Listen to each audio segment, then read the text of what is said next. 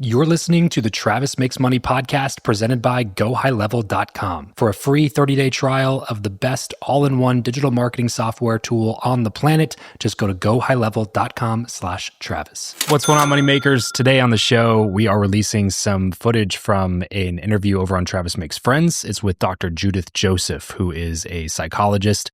So in this clip on the podcast, we're going to be talking about the loneliness epidemic and how it has been exacerbated by social media.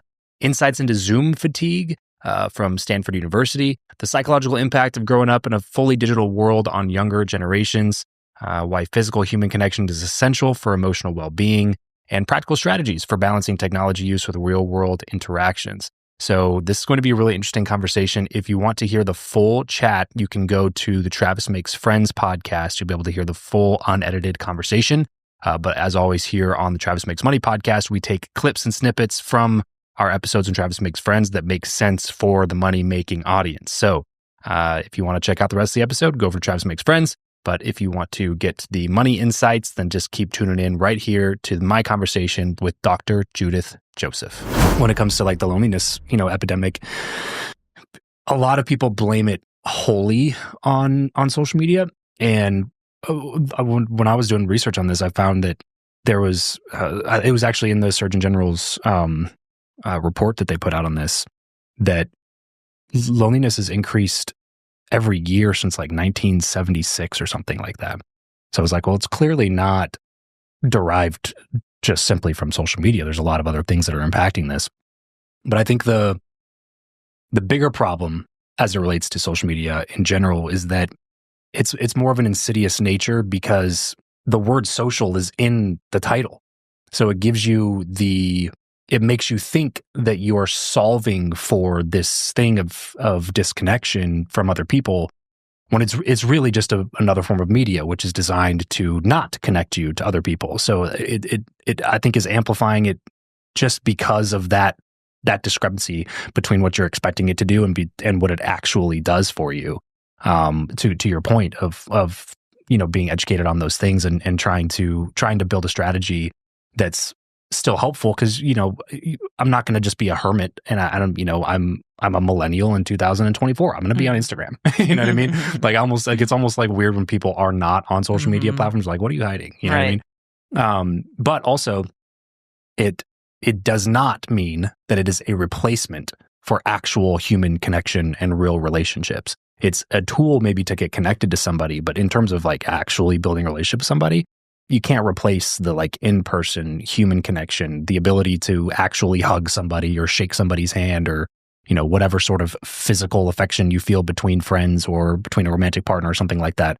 It's not built to replace those things. It's just built to be a tool to maybe connect with more people or to have that initial, oh, great to meet you, love your stuff, let's connect sometime. Mm-hmm. But the connect sometimes shouldn't just be more social media. It should be actual real human connection that we've been doing for thousands and thousands of years.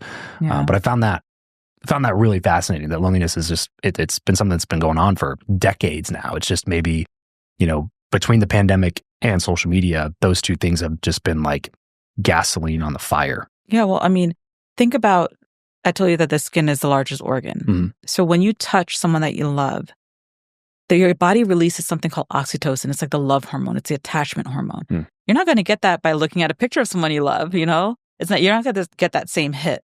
You will get a dopamine hit. Yeah. But it's not the same. It doesn't replace it. And the difference is that your phone can be with you at all times. Mm-hmm. I think I was reading that the number one predictor of whether or not a drug is addictive or habit forming is the accessibility of it. Mm. So we didn't have access. Yeah. Back in the day when I was growing up, we had the big clunky TVs. I can't take that with me. There was no streaming. Right. And there was definitely no phone. I didn't have a phone growing up. So now that you have a phone, you have access, it's a seamless experience. Yeah. It is really habit forming. It's so easy to get lost. Yeah. And think about this, Gen Z alphas, they're born into a world where they never knew that there was not a social media. Mm. Like that really messes up my brain. When I think about that, I'm like, wow. Yeah. They have a hard thing to deal with, because at least growing up, when I was a teenager, that's when the cell phones came out. I didn't have that. I didn't have to worry about that. If I wanted to go online, I had to go inside get on my clunky computer, sign on to AOL, but it wasn't seamless and I couldn't take it everywhere. Right. Yeah. I still had outside. I still had to go and get that rush of excitement, having to talk to someone face to face. Right. But these kids, they don't have that. These younger, like adults, these 20-year-olds, they get anxious when they have to like confront you to talk about something like, I need a raise. They don't know how to do that because they didn't get that practice and that exposure. Their brains are different. Yeah. So we're facing something that I think that Bible of psychiatry I told you about, I think there's going to be an entire section in the future dedicated to how the brain reacts to technology, how anxiety, depression looks different, autism is going to look different, ADHD because of all this technology. And I think anhedonia is going to be like a huge epidemic. I think people are going to be getting all these dopamine boosts from socials, from digital. They're just not going to know what makes them happy anymore. They're just going to be like meh or blah. So we have to think really carefully about how to get back to the basics. Sure. And to solve for a different set of problems too. So I think technology is designed, not just technology, but all inventions are designed to make our lives easier. But sometimes that's not a good thing in the long run. You have these, dating apps or whatever that you just swipe the other way, swipe the other way, swipe the other way. But that doesn't strengthen your ability to approach someone at a bar. It doesn't strengthen your ability to have a conversation with somebody that you just met. You're not learning how to overcome any of that struggle. And that struggle is what makes you good at certain things that you should be good at or you should be proficient at in order to not just have a productive career, but to also have a happier, more fulfilled personal life. Yeah. And when you outsource those things to technology just because it's easier to connect with people when you're sitting on your couch at home and swiping instead of going out somewhere and actually meeting people in person, you're starving yourself of that skill building that used to be just a part of everybody's lives. It was not something that they get away from. And now you have so many options to get away from it. And all it's doing is making you more reclusive. It's making you less social. It's making you less confident in your ability to be social. So even when you do find yourself in a space like that where you have opportunity to meet people, you don't know what to say. You feel weird. You feel awkward. You feel scared. So you don't make that first approach and you don't know what to say when you're doing it. And then, if you do it and you're met with failure, it just teaches you that like, well, let's go back to the other thing because that was so much easier. And that did not feel good to put myself out there and be rejected. So I'm going to go do this other thing that feels good because it gives me that dopamine hit. I feel better doing it. And then I can skip all that, weird, awkward part. And it's like, well, maybe you shouldn't always be skipping the weird, awkward part. Like that's kind of what makes you better at doing the thing. And in this case, it happens to be something that's very important for, like I said, professional success, sure, but long-term personal happiness as well. It's not just the apps. It's not just social media. It's like Zoom. It's meetings. There's an entire center at Stanford called the Zoom Fatigue Center. Really? They study, it's phenomenal. Like I would check it out, but they study how unnatural it is for you to be looking at a screen, looking at yourself, talking to people. Like our brains weren't meant for that. I wasn't meant to look at myself.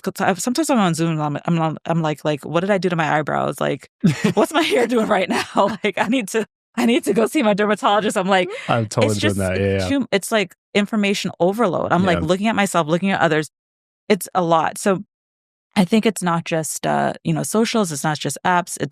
It's all the technology, and that's why I put in my book that in my 5V methodology, part of my vitals is digital and technology and how that plays a role in our day-to-day lives and in our actual health. And don't get me wrong, like I'm on socials. It has changed my life. It has opened up so many doors for me. I work closely with all the major platforms to educate the public about health issues. I think it is an incredible tool for good.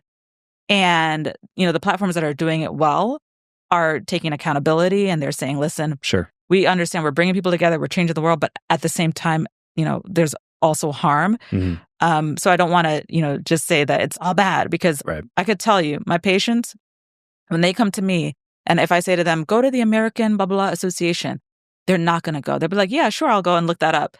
But what they'll do is they'll go and find their favorite influencer, learn about it, and then come to me. So people are getting their health information. They're getting real estate advice, parenting advice online. We have to meet them where they are. So I think it has incredible potential for good. Technology has incredible potential for good, but we have to recognize the bad. And it's so just anti-human, anti-American to just like regress because something presented a new set of problems. It's like, well, it's solved. The technology, inventions, all that stuff as a whole, it's built to solve problems. But every time a new problem solves, it just opens up a floodgate of new problems to go solve. It's like the answer is not to regress and just like, well, get rid of social media. It doesn't do anything good, and look at all the bad stuff it's doing. It's like, yeah, sure, but like, what kind of a message is that? It's like we made this like big like leap forward in connection or whatever, and now we're facing a set of problems, and you just want to like wipe that solution off the face of the planet? Like, no, it just means that we have to work to solve those problems. And vilifying the founders of the platforms for having that is not the best solution moving forward. Like it's way more about personal responsibility than it is like putting that responsibility on them.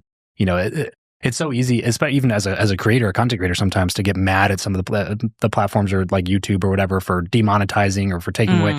And you start realizing like how many billions of minutes of video are uploaded to YouTube on a monthly basis. You know what I mean? It would be impossible, even if you had the best intentions, even if you were Jesus himself reincarnated, and he were running it's just impossible to do it effectively, and to pretend like if we just put in this new law to, make, data transparency should be something that all these platforms, like it's not going to solve the problem. The problem is going to be solved on an individual basis from individual people who have to do the work to overcome the problem and solve it for themselves. But that's not a sexy solution. It's never a sexy solution to be like, yeah, you're going to have to work. Yeah, you know what I mean? Seriously. Like, remember when, I don't know if you remember this, but I remember like when I was growing up, and I grew up in a very religious household. Same. And it was like the internet was the mark of the beast. And it's like, it's like, for people who don't know, it's like, basically, when Satan takes over the world at the end times, there you get a mark. And somehow the internet was like that mark of the beast. Oh, yeah. If we said that to somebody today, they'd be like, are you, like, is everything okay? Right. But this was like commonplace, right? So I think that social media is going through that same thing right now where it's like the end of the world. No, we just have to figure out how to make it work better for us. We have to educate ourselves. We, the regular people, have to actually do something here. We can't let the government fix our problems. We have to actually limit our kids' screen time. Just like God literally forbid. anything, like alcohol is the same way. It's like, so we just want to go back to prohibition. Is that the solution? Alcohol causes a lot of problems for a lot of people, and really terrible big problems for a lot of people. The answer is to not just go back to prohibition days. The answer is personal responsibility. You have to be willing to take personal responsibility, especially if you want to live in any sort of like a free society where everything's not completely controlled by a government entity. It's like, well, that's what we want. That's what we're here for. We're all Americans because we desire some level of freedom, and we value on a personal basis having freedom. Well, if you value freedom, like you cannot outsource all your problem solving to a government entity and then just trust that they have your best interest at heart, because a lot of times they don't. So you're going to have to do something yourself about it. And we have to protect the vulnerable people because like some people are going to be more, I think, at risk. Like, people who, let's say there's like a single parent household and the mom just can't, or the dad can't afford a babysitter. Well, what are they going to do? They plant their kid in front of a tablet, right? So we have to keep our eyes open and protect the vulnerable people. Just like with alcohol, certain people, certain groups are more prone to addiction for any substance. So we have to protect them. But also we need to step up our game and do something about it because no one is rescuing us. Yeah, right. And I think a lot of those social macro problems, if they are addressed on a more personal scale first, then that will bleed into a social scale. Because I just think the best way to do it is to lead by example, and the people around you will pick up on some of those things, and then maybe they'll lead by example. And then if a lot of other people are leading by example, then if it puts you in a position to be successful, then you have the ability to go help other people. And it's like it's so hard. It's so hard to have the balance between the bleeding heart of just like we just want to help everybody, and there's like, yes, I agree, that sounds ideal and amazing, but if you are also so screwed up Yeah. how are you going to help anybody else? Like you can't pour into somebody else's cup if yours is empty. Right. So you have to do some work yourself to fill up yours first. You kind of almost have to be selfish in order to be selfless. It's like you can still help people, but if you never take the time to help yourself and figure it out for yourself, then your ability to help others will always be limited. But that's where I think the loneliness comes in, right? Because when you look back, like let's say even the 70s, there was more of a sense of community. Like you would look out for your neighbor, and people will tell these stories about how like, back in the day, you would mow your neighbor's lawn, you would, shovel your neighbor's snow. Somewhere along the line, we just stopped caring about each other. Yeah. But the solution really to this tech problem, especially with the kids, is doing it as a community. So there's an organization called Wait Until 8th. And what they do is they work with different families within one school to say like, okay, everyone in this age group, we're going to limit or like we're going to delay your kid getting a phone until like you're 13. Mm-hmm. Because what they found is that if there's even one kid in a group of like 5 kids who has a phone, that's it. It's messed up. Everybody's going to want one. So like what they're doing is this community approach. Yeah, each household still has their own rules, their own, code of conduct, whatever. But they're doing this one thing together and it's working. So I think that there's something to that community. It makes you feel less isolated. If this kid has to, suck it up and go to a party and not be on their phone and be forced to talk to someone else, God forbid, then it becomes contagious. So I truly believe anhedonia is contagious. Like if you think about that bad boss that you've ever had and how they just worked everyone to the bone because they were workaholics. And then when they left, everything got better. Or that good boss that was like joyful and like respected boundaries and then everyone else was happy. I think these behaviors are contagious. So if we can do them together, if we can get back to that sense of community, not necessarily rescuing people, but like sure. we're all in it together, right? I think that we would be better off and we would be less lonely.